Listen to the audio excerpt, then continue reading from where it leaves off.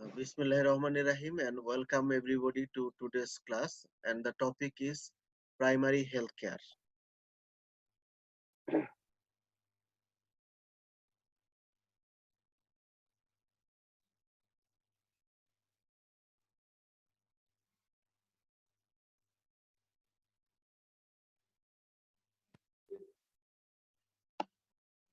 At first, let's see what was the background of primary healthcare. Before 1977 AD, it was recognized that in both developed and developing countries, the health service was not providing as per public expectation. The services do not cover the whole population. There was lack of services in some area and unnecessary duplication in others. তাহলে 1977 সনের আগে দেখা গিয়েছিল যে সবাই স্বাস্থ্যসেবা সমানভাবে পাচ্ছে না। ধনী দরিদ্রের মধ্যে বা রুরাল আরবান এরিয়ার মধ্যে অনেক ডিফারেন্স আছে। There was discrimination between rich and poor, rural and urban people, between different groups and from country to country. There was a growing dissatisfaction with the existing health services and a clear demand for better health. Against this previously mentioned background, in May 1977, the 30th World Health Assembly resolved that, অর্থাৎ এই যে health সবাই পাচ্ছে না, স্বাস্থ্যসেবা সবাই পাচ্ছে না, এই ব্যাকগ্রাউন্ডে 1977 সনের মে মাসে 30তম ওয়ার্ল্ড হেলথ অ্যাসেম্বলিতে হেলথ ফর অল স্ট্র্যাটেজি বা সবার জন্য স্বাস্থ্যসেবা এই স্ট্র্যাটেজি গ্রহণ করা হয়। এখান থেকে আপনারা মনে রাখবেন যে কখন হেলথ ফর অল স্ট্র্যাটেজি গ্রহণ করা হয়েছে। এটা হচ্ছে 1977 সনে 30তম ওয়ার্ল্ড হেলথ অ্যাসেম্বলিতে। কুইজের জন্য বা এই তথ্য মনে রাখবেন। কি ছিল সেই health for all? The main social target of government and WHO in coming decades should be the attainment by all the citizens of the world by the year 2000 of a level of health that will permit them to lead a socially and economically productive life. অর্থাৎ বিশ্বের সকল নাগরিক 2000 সন নাগাদ একটা লেভেলে স্বাস্থ্য সেবা পাবে বা স্বাস্থ্যগত অর্জন করবে যেটা তাদেরকে সোশ্যালি এবং ইকোনমিক্যালি প্রোডাক্টিভ লাইফ লিড করতে হেল্প করবে। তো এখন এই হেলথ ফর অল কিভাবে অ্যাচিভ করা যায় তার ওয়ে হিসেবে এর পরের বছর 1978 সনে প্রাইমারি হেলথ কেয়ারকে হেলথ ফর অল অ্যাচিভ করার ওয়ে হিসেবে নির্ধারণ করা হয়। A joint WHO UNICEF International Conference in 1978 at Alma Ata. এই আলমা আতা শহরটা আগের union of Soviet social Republic বা সোভিয়েত ইউনিয়ন ছিল, সেখানের একটা শহর। এই কারণে এটাকে আলমা আতা ডিক্লারেশন বলা হয়। ওই সময় 134 countries and many voluntary agencies call for, তারা এই প্রাইমারি হেলথ কেয়ারকে এগ্রি করে যে এটা এনশিওর করতে হবে হেলথ ফর অল অ্যাচিভ করার জন্য। তাহলে হেলথ ফর অল এটা আসছে 1977 সনে। তারপরের বছর 1978 সনে আলমা আতা ডিক্লারেশনের মাধ্যমে প্রাইমারি হেলথ কেয়ারকে হেলথ ফর অল অ্যাচিভ করার ওয়ে হিসেবে নির্ধারণ করা হয়েছে। Acceptance of WHO goals of health for all by the year 2000 AD and proclaimed primary health care as a way to achieving health for all. অনেক সময় জিজ্ঞেস করা হয় যে what is the relation between primary health care and health for all. তাহলে primary health care is the way to achieve health for all. তারপরে 2000 সনে যখন হেলথ ফর অল ফেজ শেষ হয়ে গেল, কিছু অগ্রগতি হয়েছে, কিছু অর্জন হয়েছে, কিছু বাকি রয়ে গেছে। ওই অবস্থায় 2000 সনে ঘোষণা করা হয় millennium development goals. In September 2000, representative from 189 countries met at Millennium Summit in New York to adopt United Nations Millennium Declaration. The leaders made specific commitments in 7 areas: peace, security and disarmament, development and poverty eradication, protecting our common environment, human rights, democracy and good governance, protecting vulnerable and meeting the special need of Africa. The roadmap established goals and targets in each 7 areas to be reached by 2015. The goals in the area of development and poverty eradication are now widely referred as Millennium Development Goal বা SDGs. এটা ছিল তাহলে 2015 সন পর্যন্ত। ওই MDG তখন 8টা গোল ছিল, 18টা target ছিল, 48টা indicator ছিল। 3 of 8 goals were directly related and all other goals were indirect effects on health. 3 of 8 goals and 8 of 18 targets are required to achieve these goals. 18 of 48 indicators of progress are health related. The MDG placed the health at the heart of the development, represent commitments to reduce poverty and hunger, tackle ill health, gender inequity, lack of education, access to clean water and environmental degradation.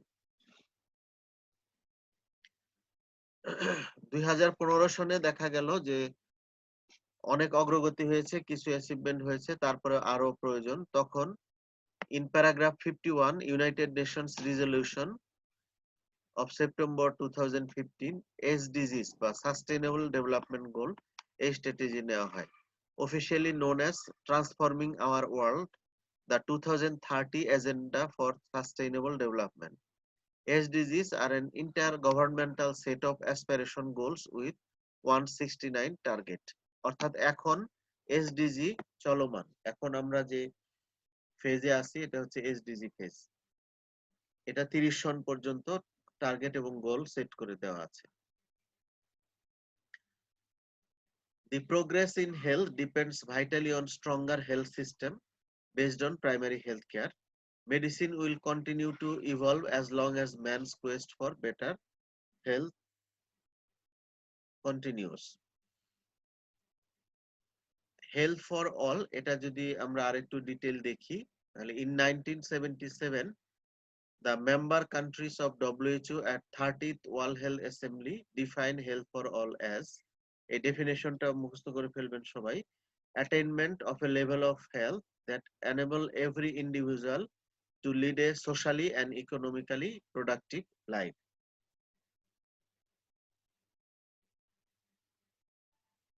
তারপরে definition of primary health care in 1978 the Alma-Ata conference defined primary health care as, এই primary health কেয়ারের definition, এটা একটু বড় definition, সবাই দেখেন যে primary health care is essential health care made universally accessible to individuals and acceptable to them through their full participation and at a cost the community and country can afford. তাহলে primary health care is essential health care, এটা একটা অত্যাবশ্যকীয় health care যেটা সারা বিশ্বের সকল মানুষের জন্য accessible করা হয়েছে এবং তাদের কাছে এটা অ্যাকসেপ্টেবল, এবং এই প্রাইমারি হেলথ কেয়ারে তারা নিজেরা পার্টিসিপেট করবে এবং কোনো একটা দেশের সকল মানুষ অ্যাফোর্ড করতে পারে এরকম কস্টে এই প্রাইমারি হেলথ কেয়ার পাওয়া যাবে। So the definition of primary health care is essential health care made universally accessible to the individuals and acceptable to them through their full participation and at a cost the community and country can afford. History behind the history, এই primary health কেয়ারের যে history তার আগেও একটা history আছে, এটাকে bore committee বলা হতো।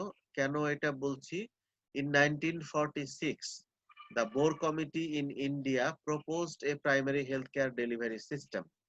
The present primary healthcare has all the hallmarks of primary healthcare system proposed by Boer committee. তাহলে স্যার জোসেফ বোর 1946 সনে যে প্রস্তাব দিয়েছিলেন সেটাই আসলে এই প্রাইমারি হেলথ কেয়ারের মানে রূপ, সেই প্রস্তাবের সঙ্গে এটার মিল আছে, ওইটাকেই এই এত পরে এসে বাস্তবায়ন করা হয়েছে। তো প্রাইমারি হেলথ কেয়ারের 4টা প্রিন্সিপালস আছে এবং 8টা কম্পোনেন্ট বা এলিমেন্টস আছে। তো প্রথমে আমরা এই প্রাইমারি হেলথ কেয়ারের 4টা প্রিন্সিপালস পড়ি। Principles of primary health care: equitable distribution, community participation, intersectoral coordination, and appropriate technology. These 4 are the principles of primary healthcare. At first, equitable distribution.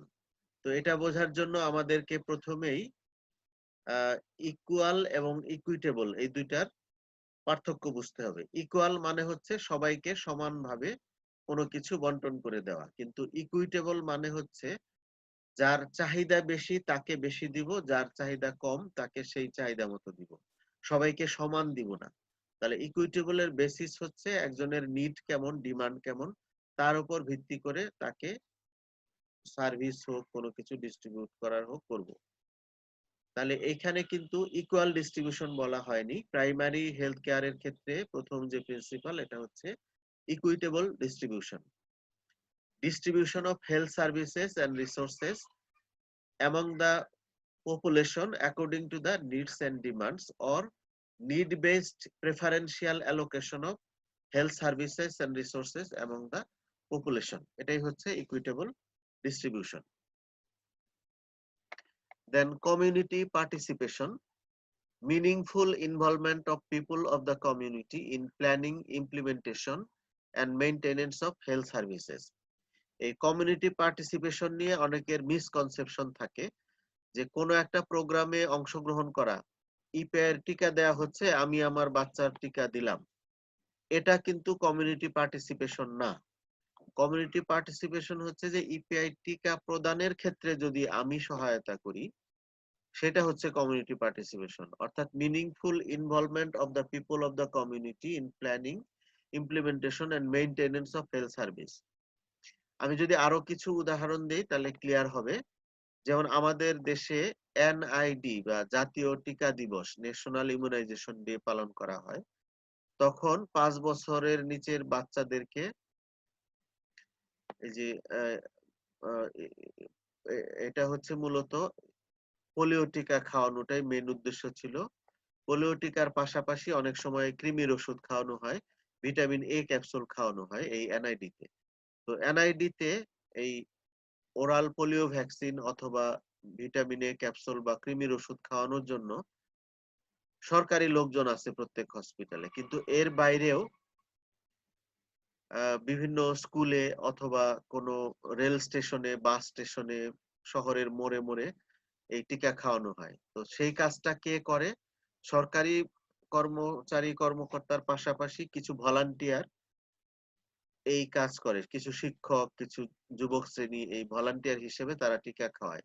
তাদের এই যে পার্টিসিপেশন ভলান্টিয়ার হিসেবে, এইটা হচ্ছে কমিউনিটি পার্টিসিপেশন। অথবা আমরা জানি যে আমাদের দেশে গ্রামাঞ্চলে প্রতি 6,000 লোকের জন্য কমিউনিটি ক্লিনিক আছে। এই কমিউনিটি ক্লিনিকের জমিগুলো সরকারি জমি না, ওই এলাকার কোনো গণ্যমান্য ব্যক্তি জমিটা দান করেছে, সেই দান করা জমির উপরে সরকার হাসপাতাল নির্মাণ করেছে বা কমিউনিটি ক্লিনিক নির্মাণ করেছে। তাহলে এই যে একজন মানুষ জমিটা দান করলো কমিউনিটি ক্লিনিক তৈরি করার জন্য, এটা হচ্ছে community participation. So donation of land for community clinic, এটা একটা কমিউনিটি পার্টিসিপেশন। এরপরে EPI vaccination centre in the house of a leader, teacher, imam or house of any person. আমরা জানি যে ইপিআই এর টিকা মেডিকেল কলেজ হাসপাতালে দেওয়া হয়, ডিস্ট্রিক্ট হসপিটালে দেওয়া হয়, উপজেলা হেলথ কমপ্লেক্সে দেওয়া হয়, ইউনিয়ন সাব সেন্টারে দেওয়া হয়, কমিউনিটি ক্লিনিক থেকে দেওয়া হয়। এরপরে যেখানে কমিউনিটি ক্লিনিকেরও পরে একদম গ্রামাঞ্চলে কিছু কিছু সেন্টার আছে যেটাকে বলা হয় ইপিআই আউটরিচ সেন্টার। অর্থাৎ ওইখানে আমাদের সরকারি কোনো স্থাপনা নাই, কিন্তু কোনো একজন টিচারের বাড়িতে অথবা কোনো ইমাম সাহেবের বাড়িতে অথবা কোনো চেয়ারম্যান সাহেবের বাড়িতে সপ্তাহে 2 দিন গিয়ে স্বাস্থ্যকর্মীরা টিকা দেয়। এটা হচ্ছে আউটরিচ সেন্টার। এই যে আউটরিচ সেন্টার হিসেবে কেউ তার বাড়ি বা ঘর ইউজ করতে দিচ্ছে, এটা একটা কমিউনিটি পার্টিসিপেশন। এরপরে ইন্টারসেক্টরাল কোঅর্ডিনেশন। আমরা জানি যে হেলথ সেক্টর অ্যালোন স্বাস্থ্য নিশ্চিত করতে পারে না, অন্যান্য সেক্টরের সহযোগিতা লাগে। অন্যান্য সেক্টরের সঙ্গে যে কোঅর্ডিনেশন সেটাই ইন্টারসেক্টরাল কোঅর্ডিনেশন, অথবা এটার আরেকটা নাম আছে multi sectoral approach. Primary health care can not be provided by health sector alone. In addition of health sector, primary health care involves all related sectors and aspects of national and community development. Related sectors: agriculture, animal husbandry, food industry, education, housing, communication, public health engineering department, তারপরে Bangladesh bureau of statistics, এগুলো সবই health এর সঙ্গে related, এবং health ensure করতে গেলে অন্যান্য এইসব সেক্টরের হেল্প প্রয়োজন হয়। এরপরে ফোর্থ প্রিন্সিপাল যেটা appropriate technology. Technology that is scientifically sound, adaptable to local needs, acceptable to those who apply it and who use it, and can be maintained by the resources that the community and country can afford. তাহলে আমরা চারটা বৈশিষ্ট্য পেলাম appropriate টেকনোলজির, যে এটা scientifically sound হবে, তারপরে লোকাল নিডের সঙ্গে সঙ্গতিপূর্ণ হবে, যারা এটা অ্যাপ্লাই করবে এবং যারা গ্রহণ করবে তাদের কাছে এটা গ্রহণযোগ্য হতে হবে, এবং এমন একটা কস্টে বা এমন রিসোর্সে হবে যেটা ওই কমিউনিটি বা ওই কান্ট্রি এফোর্ড করতে পারে। সুতরাং এরকম কোন টেকনোলজি যদি আমরা ইউজ করি সেটাই অ্যাপ্রোপ্রিয়েট টেকনোলজি। এক্সাম্পল দিলে ক্লিয়ার হবে, যেমন ডায়রিয়ার ক্ষেত্রে যেখানে দোকানপাট নেই বা খাওয়ার স্যালাইন পাওয়া যায় না, সেখানে যে হোম মেড ওর স্যালাইন ডায়রিয়ার ক্ষেত্রে ইউজ করা হয় সেটা একটা অ্যাপ্রোপ্রিয়েট টেকনোলজি। সেটা কি, যে এক মোট গুড়, এক চিমটি লবণ, এক গ্লাস পানি, কি বলে হাফ লিটার পানিতে গুলিয়ে যে স্যালাইন তৈরি করা হয়, এটা একটা অ্যাপ্রোপ্রিয়েট টেকনোলজি, কারণ এটা সায়েন্টিফিক্যালি সাউন্ড, এবং বাড়িতে যে গুড়, চিনি, লবণ, পানি থাকে সেটা দিয়ে এটা তৈরি করা যায়, এটা সবাই একসেপ্ট করবে। এই জন্য এটা একটা, তাহলে হোম মেড ওআরএস আমি যদি এসএমসির ওরসালাইন দোকান থেকে কিনে খাই, এটাকে অ্যাপ্রোপ্রিয়েট টেকনোলজি বলা যাবে না। যদি যেখানে হোম এসএমসির ওরসালাইন পাওয়া যায় না সেইখানে যদি আমি ঘরের জিনিস দিয়ে ওরসালাইন তৈরি করে ইউজ করি, সেটাই হচ্ছে appropriate technology.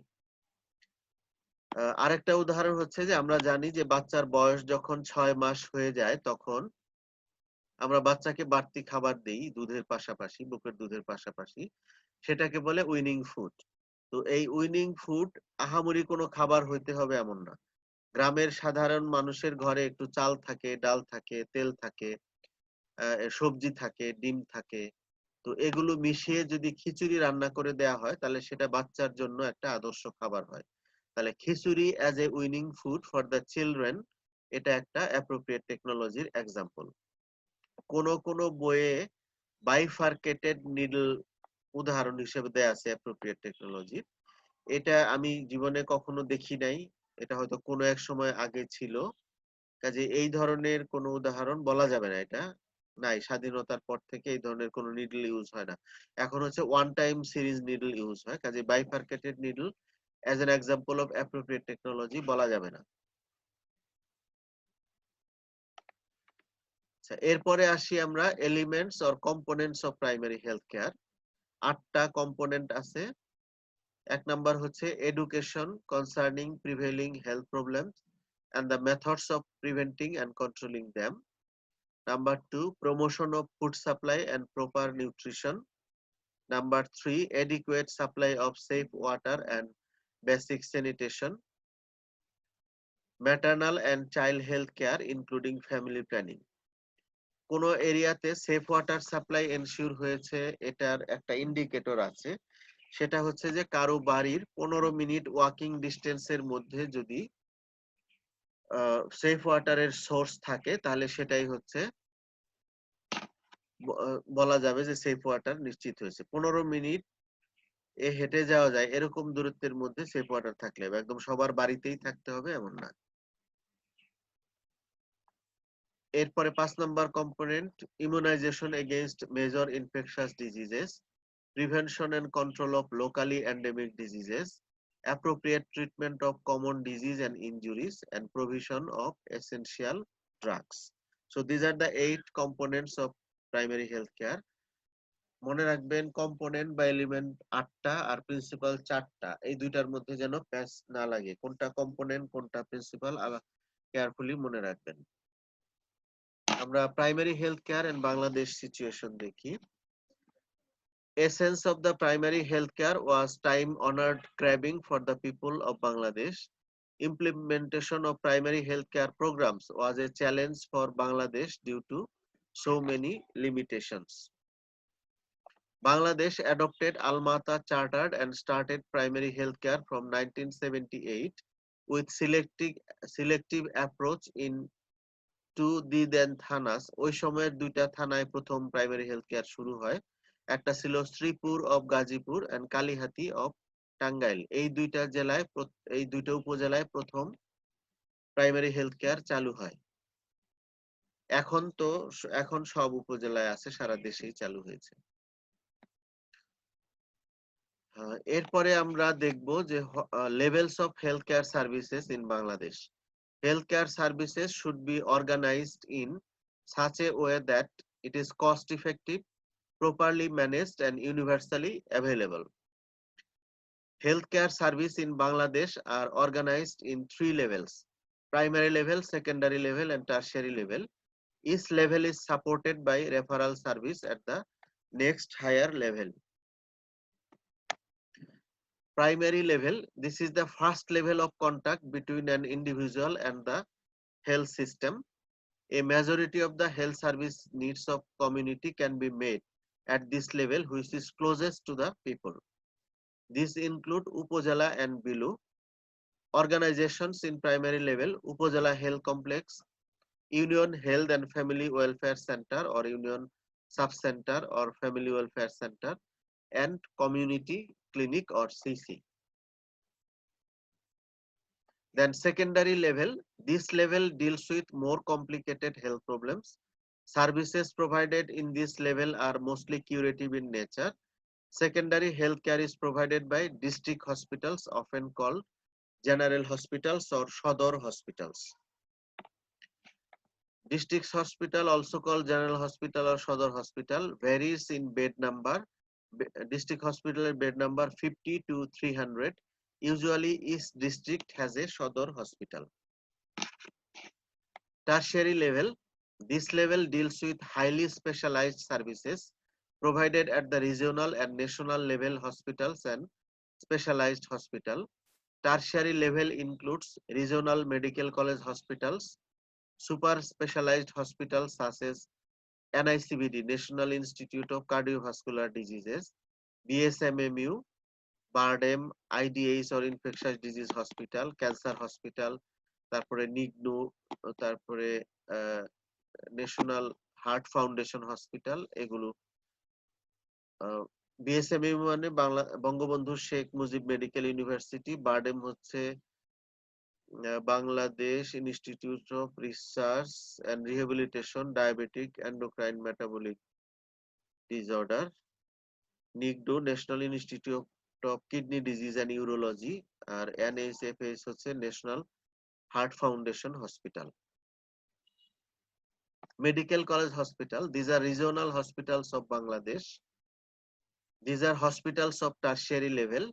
These are academic hospital where health manpower is developed in addition to providing healthcare service. এই মেডিকেল কলেজগুলোর উদ্দেশ্য থাকে শুধু রোগীদের সার্ভিস দেওয়া না, সার্ভিস দেওয়ার পাশাপাশি নার্স, ডক্টর এবং পোস্ট গ্রাজুয়েট ডক্টর, নার্স এগুলো তৈরি করা। A medical college needs at least a 250 bedded attached functioning hospital. তাহলে মেডিকেল কলেজ করতে গেলে 250 বেডের হসপিটাল লাগবে। আমাদের দেশের নাম আমরা সংক্ষেপে বাংলাদেশ বলি, কিন্তু মনে রাখবেন আমাদের দেশের অফিসিয়াল নাম হচ্ছে the people's republic of Bangladesh. Outline of the administration in Bangladesh, আমাদের যে মন্ত্রণালয়, স্বাস্থ্য বিষয়ক মন্ত্রণালয়, তার নাম মনে রাখবেন the ministry of health and family welfare. অনেকে ভুল করে ministry of health and family planning বলে, এটা কিন্তু প্ল্যানিং না, ministry of health and family welfare. তো এর আন্ডারে আগে দুইটা ডিরেক্টরেট ছিল, director general of health service আর একটা director general of family planning. এখন 3টা ডিরেক্টরেট হয়েছে, director general of health service, director general of medical education and family welfare and director general of family planning. Head of the DG is director general of health service, head of the DG family planning director general of family planning. আর আরেকজন যে নতুন যেটা হয়েছে director general of medical education and family welfare. Divisional লেভেলে যে office স্বাস্থ্যের সেটাকে বলে office of the divisional director health, এবং চিফ হচ্ছে divisional director of health. District লেভেলে office of the civil surgeon, chief হচ্ছে সিভিল সার্জন। উপজেলা লেভেলে উপজেলা হেলথ কমপ্লেক্স, চিফ হচ্ছে upazila health and family planning officer. Union লেভেলে union health and family welfare centre, chief হচ্ছে medical officer. Below union level হচ্ছে community clinic, সেখানের chief হচ্ছে community health care provider. একদম গ্রাসরুট লেভেলে হেলথের ওয়ার্কার হচ্ছে হেলথ অ্যাসিস্ট্যান্ট, এবং গ্রাসরুট লেভেলে ফ্যামিলি প্ল্যানিং ওয়ার্কার হচ্ছে family welfare assistant. Upazila health complex, upazila health complexes provide promotive, preventive, curative and rehabilitative healthcare services including family planning. Two categories: 31 bedded and 50 bedded hospital. Basically upazila health complex গুলো 31 bedded ছিল, পরবর্তীতে এগুলোকে 50 বেডে upgrade করা হচ্ছে। Upazila health কমপ্লেক্সের head হচ্ছে upazila health and family planning officer এবং তিনি একজন doctor. Why upazila health complex is a complex? কেন এটাকে কমপ্লেক্স বলা হয়? It provides promotive, preventive, curative and rehabilitative health service. এই কারণে এটা complex. It provides both health service and family planning service, এজন্য এটা complex. It provides both hospital level service and domiciliary service. হাসপাতালেও সেবা দেওয়া হয়, আবার স্বাস্থ্যকর্মীরা বাড়িতে গিয়েও সেবা দেয়। এই কারণে এটা complex. So there are 3 reasons for being a health complex a complex. 31 বেডের হসপিটালে হেলথ সার্ভিস থাকে, হসপিটালের ইনডোর আউটডোর ইমার্জেন্সি থাকে। একজন কনসালটেন্ট হসপিটাল অথবা আরএমও থাকে, তিনি একজন ডক্টর। এছাড়া 4 জন কনসালটেন্ট থাকে, medicine, surgery, gynae and obs and anaesthesiology. 2 জন মেডিকেল অফিসার থাকে, তারা অবশ্যই ডক্টর। একজন ডেন্টাল সার্জন থাকে, অ্যাসিস্ট্যান্ট ডেন্টাল সার্জন। এছাড়া মেডিকেল অ্যাসিস্ট্যান্ট বা SACMO, sub assistant community medical officer 2 জন, ফার্মাসিস্ট 2 জন, স্টাফ নার্স 11 জন, ল্যাবরেটরি টেকনিশিয়ান 2 জন, ইপিআই টেকনিশিয়ান 1 জন। 31 বেডের জন্য এই পদগুলো, এগুলো কোন কোন ক্ষেত্রে ভেরি করে, কোথাও ভিন্ন রকম আছে। 31 বেডের হসপিটালে হেলথ সার্ভিসের পাশাপাশি ডমিসিলিয়ারি সার্ভিস থাকে। ডমিসিলিয়ারি সার্ভিস দেওয়ার জন্য স্যানিটারি ইন্সপেক্টর থাকে একজন, হেলথ ইন্সপেক্টর থাকে প্রতি 3 জন অ্যাসিস্ট্যান্ট হেলথ ইন্সপেক্টরের এগেইনস্টে। অ্যাসিস্ট্যান্ট হেলথ ইন্সপেক্টর থাকে প্রতি ইউনিয়নে। হেলথ অ্যাসিস্ট্যান্ট থাকে প্রতি 4000 পপুলেশনের জন্য। এবং নতুন করে 31 বেডের হসপিটালে মিডওয়াইফারিদের পোস্টিং দেয়া হচ্ছে।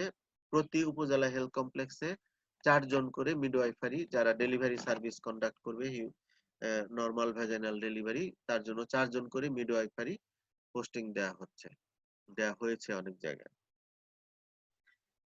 ফ্যামিলি প্ল্যানিং সার্ভিসের জন্য MCH and clinical family planning service দিচ্ছে MO maternal and child health, তিনি ডক্টর। এছাড়া ফ্যামিলি ওয়েলফেয়ার ভিজিটর। আর ফ্যামিলি প্ল্যানিং সার্ভিস দেওয়ার জন্য একজন ফ্যামিলি প্ল্যানিং অফিসার, তিনি ডক্টরও হতে পারেন, নন ডক্টরও হতে পারেন। একজন অ্যাসিস্ট্যান্ট উপজেলা ফ্যামিলি প্ল্যানিং অফিসার থাকে, family planning inspector, family welfare visitor এবং ফ্যামিলি প্ল্যানিং অ্যাসিস্ট্যান্ট। যে সমস্ত উপজেলা হেলথ কমপ্লেক্স 50 বেডে আপগ্রেডেড হয়েছে, সেখানে এডিশনাল ম্যান পাওয়ার হিসেবে আরো কিছু কনসালটেন্ট থাকে, যেমন consultant cardiology, paediatrics, dermatology, orthopaedics, ophthalmology বা আই, অটোলেরিঙ্গোলজি অর ইএনটি। এছাড়া ইমার্জেন্সি মেডিকেল অফিসার থাকে অ্যাটলিস্ট 3 জন। এরপরে আসি union health and family welfare centre. সেখানে একজন মেডিকেল অফিসার ডক্টর বা হেড হিসেবে থাকে, মেডিকেল অ্যাসিস্ট্যান্ট বা স্যাকমো থাকে একজন, ফার্মাসিস্ট একজন, এমএলএসএস মানে employee member of lower subordinate staff একজন, and new recruitment of midwife একজন করে মিডওয়াইফ থাকে। কমিউনিটি ক্লিনিক প্রতি ৬,০০০ লোকের জন্য। কমিউনিটি ক্লিনিকের হেড হচ্ছে কমিউনিটি হেলথ কেয়ার প্রোভাইডার বা সিএইচসিপি, একজন থাকে, সে নন টেকনিক্যাল, সপ্তাহে ৬ দিন ওখানে কাজ করে। Health assistant work for 3 days, family welfare assistant সে ৩ দিন কাজ করে, মিলে ৬ দিন কাভার দেয়। Supervised by assign medical officer. Community clinic গুলাতে যেগুলোতে নরমাল ডেলিভারি হয় সেগুলাকে বলে আপগ্রেডেড কমিউনিটি ক্লিনিক। তো এই আপগ্রেডেড কমিউনিটি ক্লিনিকে নরমাল ডেলিভারি করে সিএসবিএ। সিএসবিএ মানে হচ্ছে community skilled birth attendant.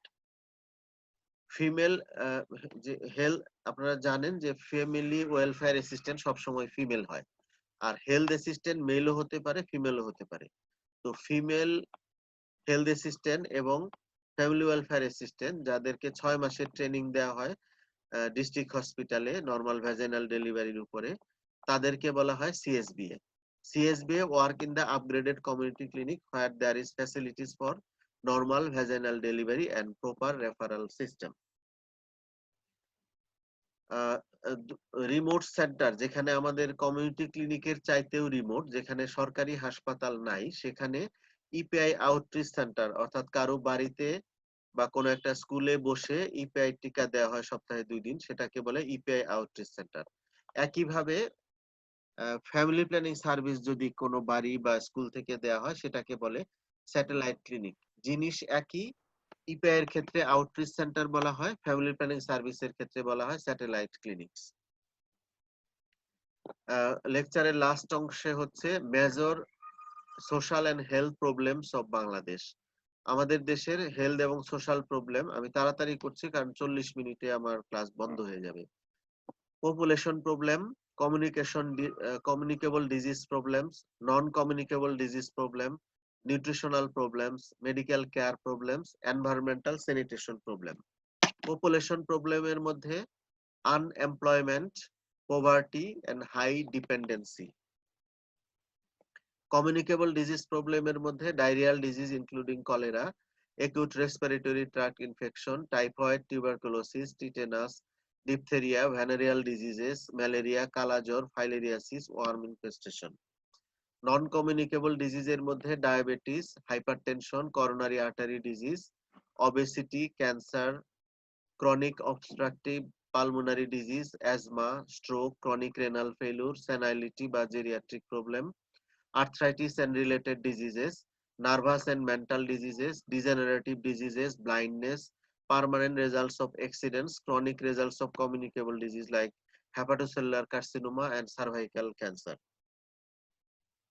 Nutritional problems এর মধ্যে প্রোটিন এনার্জি ম্যালনিউট্রিশন, আগে অনেক বেশি ছিল এখন কমে আসছে। ভিটামিন এ ডেফিসিয়েন্সি ডিসঅর্ডার এখন অনেকটা কমে আসছে। আয়রন ডেফিসিয়েন্সি ডিসঅর্ডার এটা অনেক আছে। আয়োডিন ডেফিসিয়েন্সি ডিসঅর্ডার কমে আসছে আয়োডাইড সল্ট খাওয়ার কারণে। খেসারি ডাল ইনটক্সিকেশন বা নিউরোল্যাথাইরিজম কমে আসছে, এখন মানুষ অত বেশি খেসারি ডাল খায় না। অবেসিটি এখন একটা প্রবলেম। মেডিকেল কেয়ার প্রবলেমের মধ্যে quality and coverage of primary health care below the expected level, failure of government and private hospital to fulfill the expectation of public due to lack or absence of manpower, insufficient improper logistic support, overcrowding of patients and lack of proper referral system. Environmental sanitation problems like lack of safe drinking water, primitive methods of excreta disposal in some area, improper waste disposal, river and sea pollution. আমরা river এবং sea dustbin মনে করি, যে কোনো ময়লা ওখানে ফেলে দেয় মানুষ, এটা একটা আমাদের দেশের প্রবলেম এনভায়রনমেন্টাল স্যানিটেশনের ক্ষেত্রে। তো থ্যাংক ইউ ভেরি মাচ। আজকের ক্লাস অনেক ইনফরমেটিভ, অনেকগুলো তথ্য আছে, আপনারা চেষ্টা করবেন এগুলো সবকিছু মনে রাখতে, বা যারা অলরেডি জব করেছেন উপজেলা লেভেলে তারা এগুলো জানেন অলরেডি। কারো কোনো কিছু জিজ্ঞাসা আছে? স্যার স্লাইড নাম্বার 26 এটা একটু স্যার যদি দেখেন।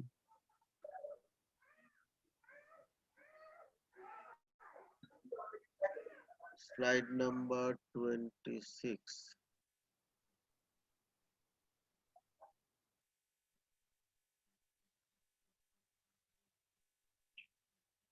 Primary health care and Bangladesh, এটা অত ইম্পর্টেন্ট কিছু না, যে বাংলাদেশে যে অন্যান্য দেশের মতো বাংলাদেশেও যে শুরু হয়েছিল সেটা বলা হয়েছে আর কি। আর কিছু? মিস করেছিলাম আমি। আর কোনোটা? না স্যার, থ্যাংক ইউ স্যার। তাহলে আজকের ক্লাস এখানেই শেষ করছি। আল্লাহ হাফেজ। আসসালামু আলাইকুম স্যার। ওয়ালাইকুম আসসালাম।